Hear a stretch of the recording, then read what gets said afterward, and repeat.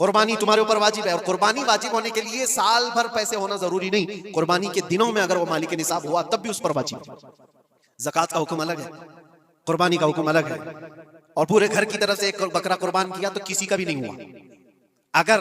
4 لوگ گھر میں رہتے تھے اور چاروں کی طرف سے ایک بکرا ذبح کیا اور چاروں کا نام لیا گیا ہے تو کسی کے نام سے قربانی نہیں ہوئی،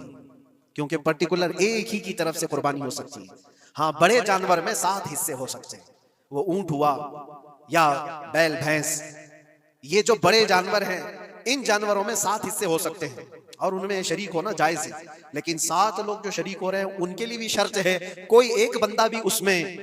غلط عقیدے والا بھی نہ ہو اور گوشت کی نیت سے شریک نہ ہوا ہو، بلکہ سب قربانی کی نیت سے آئے ہوں تو سب کی قربانی ہوگی۔ یہ خیال بھی رہے ضروری ہے۔ اب حالات ایسے آ گئے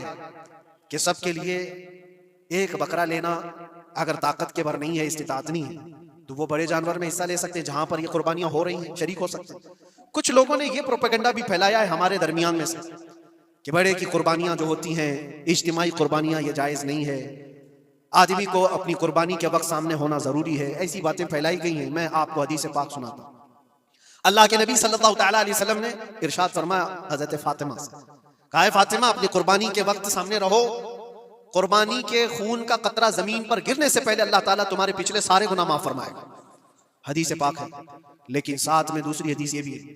نبی پاک صلی اللہ تعالیٰ علیہ وسلم نے اپنی قربانی کا وکیل حضرت علی کو بنایا تھا کہ اپنی نیابت دے دی کہ میری طرف سے تم قربانی کرو۔ اس طرح سے جو مسلمان استطاعت نہیں رکھتا خود کرنے کی، وہ اپنی جانب سے کسی دوسرے کو وکیل بنا سکتا ہے، شرعاً جائز ہے، کسی کو بھی وکالت دی جا سکتی، نیابت دی جا سکتی ہے میرے طرف سے تم قربانی کرو۔ جیسے کہ گھر میں کوئی عورت مالک نصاب ہے، اگر یہ حکم ہوتا کہ عورت خود جا کر کے کرے تو کہاں سے کرتی؟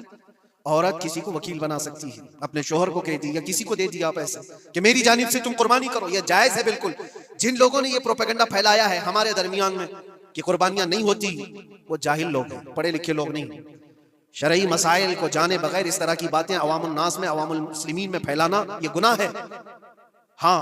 اس بات کو یاد رکھیں جو وکیل ہے قربانی کا اس کے اوپر ذمہ داری ہے کہ وہ جتنے لوگوں کی قربانی کر رہا ہے جانور شریعت کے مطابق کا لے، عیب دار جانور کی قربانی نہ کرے، لاغر ہو، کمزور ہو، سینگ ٹوٹا ہوا ہو، کان کٹا ہوا ہو، پیر کٹا ہوا ہو، دم کٹی ہوئی ہو، یا اتنا کمزور کہ چل نہیں سکتا، کھڑا نہیں ہو سکتا، ایسا عیب دار جانور نہ لے۔ یہ وکیل کی ذمہ داری ہے جو سب کی طرف سے قربانی کر رہا ہے۔